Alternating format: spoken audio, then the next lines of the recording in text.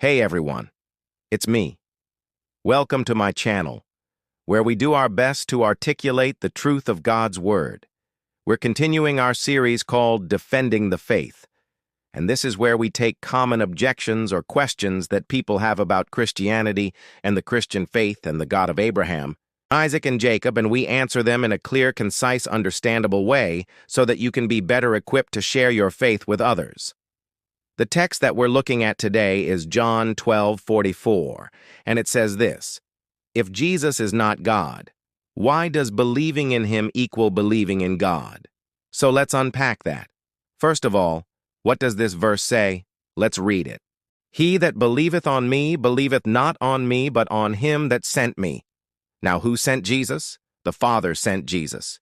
Jesus is not the only one who is God. There is only one God, and Jesus is God. So if you believe in Jesus, you are actually believing in God. And what does this verse go on to say? He that seeth me, he that sees Jesus, and believeth not, except he also believeth on him that sent him. He that believes not on him that sent him has everlasting life in him. So the person who doesn't believe in Jesus, who rejects Jesus, also rejects God. Because if Jesus is not God, then we don't need to believe in Jesus. We can just believe in God. But the Bible says no. The person who rejects Jesus also rejects God. And the person who believes in Jesus, who has faith in God's Son, also has faith in God the Father. So they are one and the same. Let's look at another passage. 1 John 5:10. He that has this hope, that is, hope of the gospel, purifies himself, even as he is pure. So to have faith in Christ is to have faith in God. And to reject Christ is to reject God.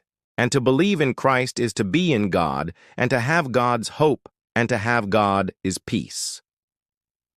As Christians, we believe in God the Father, Jesus Christ, his Son, and the Holy Spirit, all of these divine persons, yet one God.